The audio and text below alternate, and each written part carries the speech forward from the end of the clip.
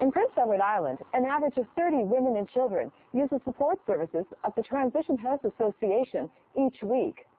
As public awareness of women abuse has grown, it became clear that policies and procedures needed to be put in place in order to ensure the safe, effective, and appropriate responses to victims of women abuse.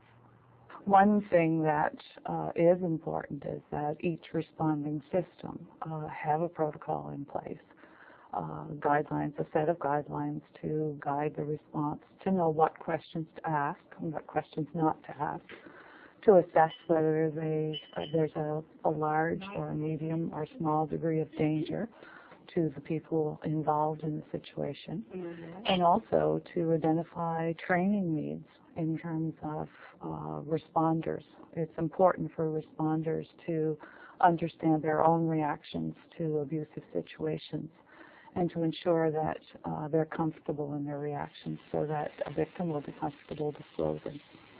It's been well documented that before someone reaches for help in that kind of a situation, they've been in it quite a while, and usually although they may be coming from a stress area from reaching out for help, the feeling of being in power imbalance in their situation makes them even more so when they do reach out for help, because they're in a situation where they need to ask for something.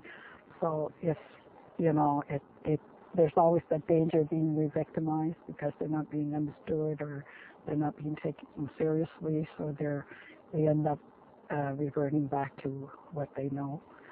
Police agencies and PEI take ongoing training regarding family violence.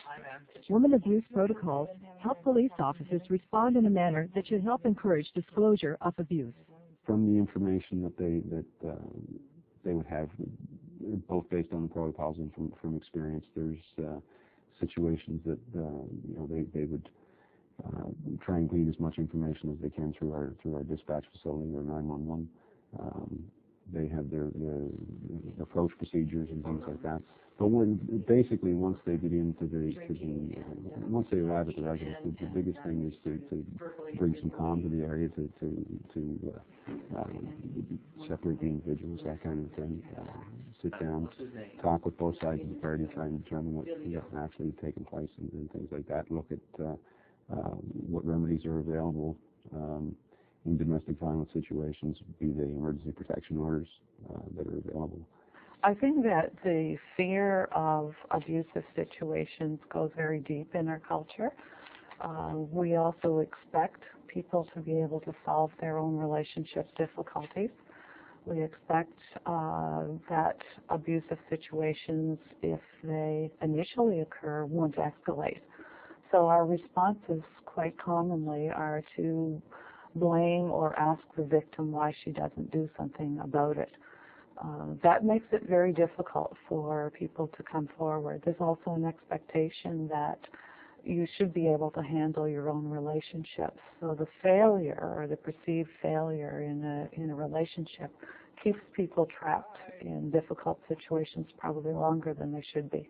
To stay educated, find out what the resources are, maybe do some lobbying when it comes to election time, make sure the issues are out in the open,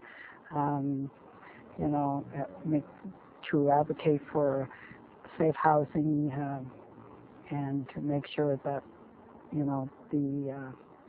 there's a lot of myths out there sometimes that people think, that what goes on in the home is nobody's business, but really it's all our business. It's the whole of society loses a lot of resources and from the people that are caught up in this, and it's very important that the public stays informed and they don't accept this as being unacceptable.